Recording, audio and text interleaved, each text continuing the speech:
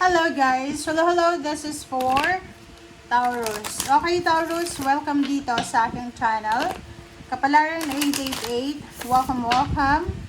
Alamin natin kung anong messages, vibration, gabay energy para sa inyong lahat. Okay, this is money, career, financial reading for the month of June. Okay, so meron kang 3 cards na lumabas dito.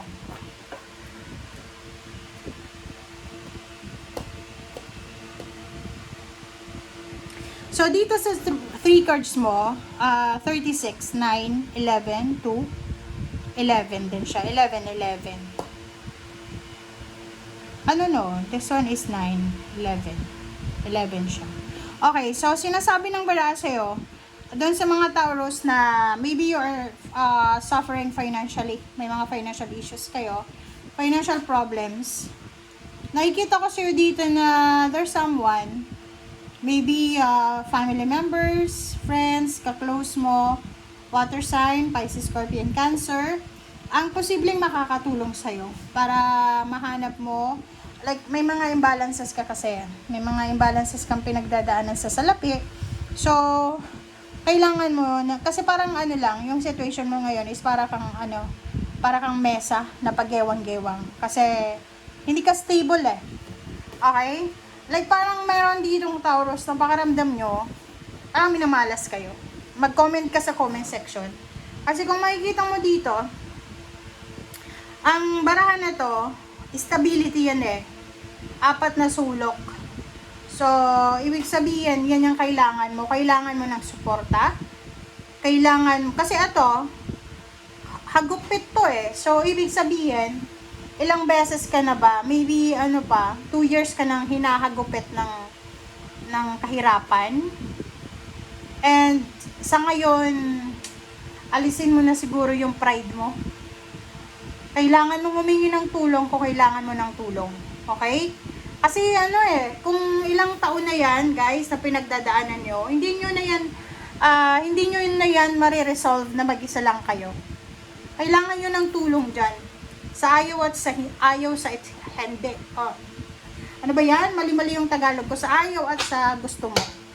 Okay?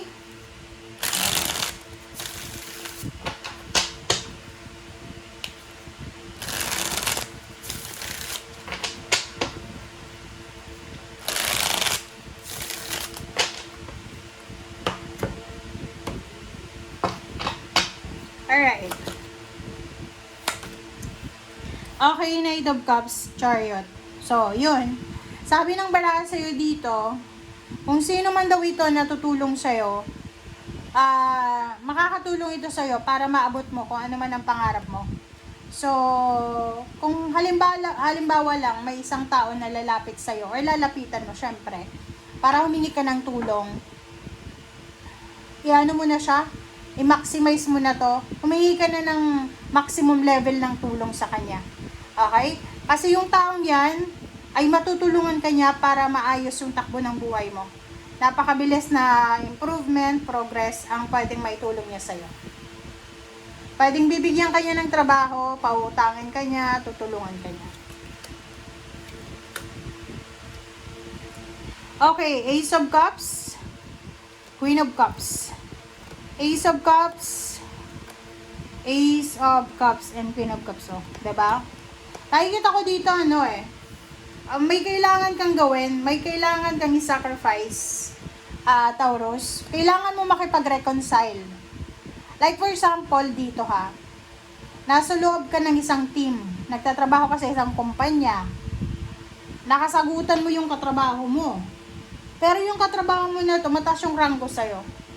So, iwasan mo yung pagiging mataas yung pride mo. Kasi kailangan mo ng trabaho Kahit anong gawin mo, mas mataas yung ranggo niya sa'yo. Yun yung isang example dito. Sabi ng baraha, don't burn bridges. Don't burn bridges. So, wag mong susunugin yung mga connections. Anong ibig sabihin yan? Kailangan wag kang makipag-away. Okay? Iwasan mong makipag-away or magkaroon ng kaalitan. Nakikita nyo ba? Parang ang baraha ko ay papunta pa zigzag. Pasensya na guys Okay? ay 4 of Wands and 10 of Swords. So, dito sinasabi ng bara, talagang stability to guys eh. Naniniwala ba kayo sa karma? Sa baraha mo nakikita ko, Taurus, eto siya, 1, 2, 3, 4, 5, 6. 6 card ang sinasabi, 6 cards. Ang 6 cards na yan, kung naniniwala ka sa karma, ang sasabihin ko sa'yo, huwag kang sasama ng loob ha. Huwag kang magagalit. Yung nangyayari sa'yo ngayon, lalo kung tungkol ito sa pera, parang feeling mo minamalas ka. Konektado to sa nangyari sa'yo, maybe February, January, December, March. Ano bang nangyari dyan? Kasi parang, I don't know kung ini-evil eye ka or talagang kinakarma ka. So, sabi ng bara sa'yo dito, matatapos lang yan. Matatapos lang yan ng mga pinagdadaanan mo kung magiging stable and secured. Stability ang iyong buhay. So, kung may kasalanan ka, humingi ka ng tawad. Okay? Lalo na kung matanda sa'yo, magulang mo, kapatid mo, katrabaho mo. Pag may kasalanan tayo, wag tayong masyadong ma-pride. Okay? And kung may ginawa kang masama, magmuni-muni ka. Okay? Kasi minsan, Taurus, alam mo sa sarili mo na mali yung ginawa mo. Dahil nga sa Taurus ka, nasa sign mo yon, talagang pipilitin mo na tama ka. Diba? Paminsan-minsan, mag-reflect din tayo. Alamin din natin kung mali ba tayo or hindi. Okay? Page of Cups and the Lord of Shadows. So, sabi ng bara sa'yo na may magandang simula. Okay? May magandang simula na pwedeng mangyari sa'yo. Sa malayong lugar, okay? Ang nakikita ko dito, ibang bansa to. Lakasan mo lang yung loob mo ha. Kailangan mo lakasan yung loob mo. Kasi dito, sinasabi na pwede kang magsimula ng prosperous and abundant life sa ibang lugar.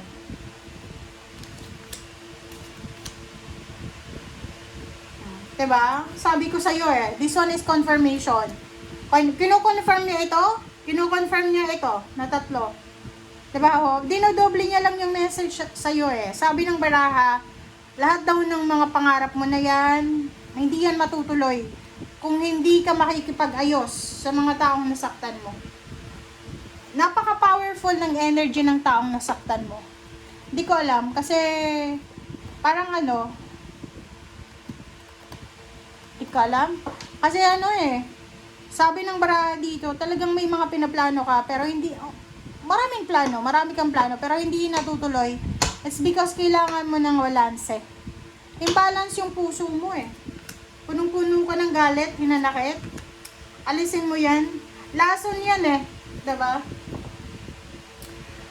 Yung galit, hinanakit, lason yan. So, last 2 cards tayo. Knight of Wands and the Holy King. Hermit siya. Sabi ng bara sa'yo dito, exciting yung nag-iintay sa'yo sa future. Exciting, napaka-exciting ng future na nag-aantay sa'yo. Ang problema lang dito, parang hindi ka nakakausad or hindi ka makakausad papunta sa future kasi meron kang naiiwan na bagahe sa past and the present situation. Harvest.